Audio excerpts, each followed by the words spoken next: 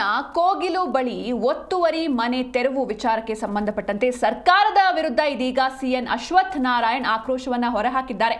ಸರ್ಕಾರದಿಂದ ಪ್ರಜಾಪ್ರಭುತ್ವ ದುರ್ಬಳಕೆ ಆಗ್ತಾ ಇದೆ ಎನ್ನುವಂತಹ ಸ್ಟೇಟ್ಮೆಂಟ್ ಕೊಟ್ಟಿದ್ದಾರೆ. ಅಕ್ರಮವಾಗಿ ಮನೆಗಳನ್ನ ತೆರವುಗೊಳಿಸಿದ್ದಾರೆ. ಅವರಿಗೆ ಬೇರೆ ಜಾಗ ಕೊಡ್ತೀವಿ ಅಂತ ಸಿಎಂ ಹೇಳ್ತಾ ಇದ್ದಾರೆ. ಇದು ಬೇಲಿಯೇ ಎದ್ದು ಹೊಲ ಮೇಯ್ದ ಹಾಗೆ ಅಂತ ಅವರು ರಿಯಾಕ್ಟ್ ಮಾಡಿದ್ದಾರೆ. ಬೆಂಗಳೂರಿನ ಕೋಗಿಲು ಬಳಿ ಒತ್ತುವರಿ ಮನೆ ತೆರವು ವಿಚಾರಕ್ಕೆ ಸಂಬಂಧಪಟ್ಟಂತೆ ಸರ್ಕಾರದ ವಿರುದ್ಧ ಇದೀಗ ಸಿಎನ್ ಅಶ್ವಥ್ ನಾರಾಯಣ್ ತಮ್ಮ ಆಕ್ರೋಶವನ್ನ ಹೊರಹಾಕಿದ್ದಾರೆ. ಸರ್ಕಾರದಿಂದ ಪ್ರಜಾಪ್ರಭುತ್ವ ದುರ್ಬಳಕೆ ಆಗ್ತಾ ಇದೆ ಅಂತ ಕಿಡಿಕಾರಿದ್ದಾರೆ. ಅಕ್ರಮವಾಗಿ ಮನೆಗಳನ್ನ ತೆರವುಗೊಳಿಸ್ತಾ ಇದ್ದಾರೆ. ಕೇಳಿದ್ದಕ್ಕೆ ಅವರಿಗೆ ಬೇರೆ ಜಾಗವನ್ನ ಕೊಡ್ತೀವಿ ಅಂತ ಸಿಎಂ ಹೇಳ್ತಾ ಇದ್ದಾರೆ. ಇದು ಬೇಲಿಯೇ ಎದ್ದು ಹೊಲ ಮೇಯ್ದ ಹಾಗೆ. ಕಾನೂನು ಓದಿರುವ ಸಿಎಂ ಈ ರೀತಿ ಹೇಳ್ತಾ ಇದ್ದಾರೆ. ಇದು ವಿಪರ್ಯಾಸ, ಇದು ಬೇಲಿಯೇ ಎದ್ದು ಹೊಲ ಮೇಯ್ದ ಹಾಗೆ ಅಂತ ಸರ್ಕಾರದ ವಿರುದ್ಧ ಸಿಎನ್ ಅಶ್ವಥ್ ನಾರಾಯಣ್ ತಮ್ಮ ಆಕ್ರೋಶವನ್ನ ಹೊರಹಾಕಿದ್ದಾರೆ. ಬೆಂಗಳೂರಿನ ಕೋಗಿಲು ಬಳಿ ಒತ್ತುವರಿ ಮನೆ ತೆರವು ವಿಚಾರ ಏನಿದೆ, ಇದು ಸಾಕಷ್ಟು ಚರ್ಚೆಗೆ ಕಾರಣವಾಗ್ತಾ ಇದೆ. ಇದೀಗ ಸಿಎನ್ ಅಶ್ವಥ್ ನಾರಾಯಣ್ ಕಿಡಿಕಾರಿದ್ದಾರೆ.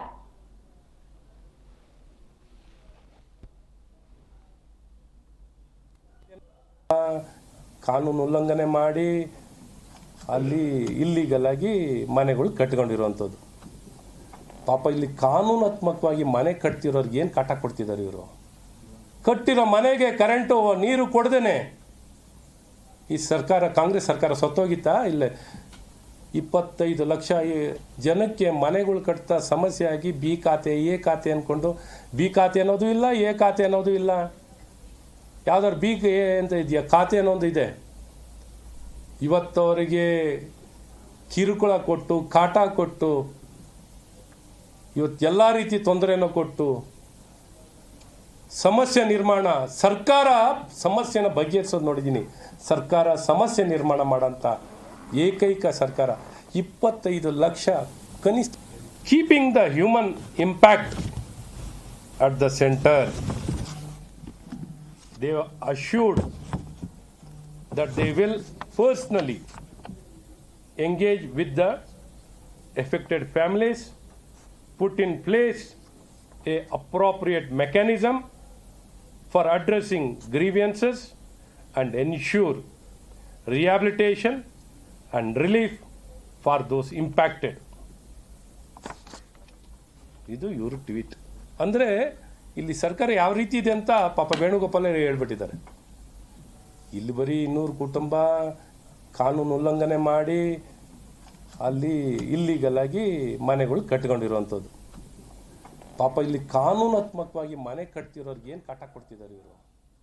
ಕಟ್ಟಿರೋ ಮನೆಗೆ ಕರೆಂಟು ನೀರು ಕೊಡ್ದೇನೆ ಈ ಸರ್ಕಾರ, ಕಾಂಗ್ರೆಸ್ ಸರ್ಕಾರ ಸತ್ತೋಗಿತ್ತಾ? ಇಲ್ಲೇ 25 ಲಕ್ಷ ಜನಕ್ಕೆ ಮನೆಗಳು ಕಟ್ತಾ ಸಮಸ್ಯೆ ಆಗಿ ಬಿ ಖಾತೆ ಎ ಖಾತೆ ಅಂದ್ಕೊಂಡು ಬಿ ಖಾತೆ ಅನ್ನೋದು ಇಲ್ಲ, ಎ ಖಾತೆ ಅನ್ನೋದು ಇಲ್ಲ.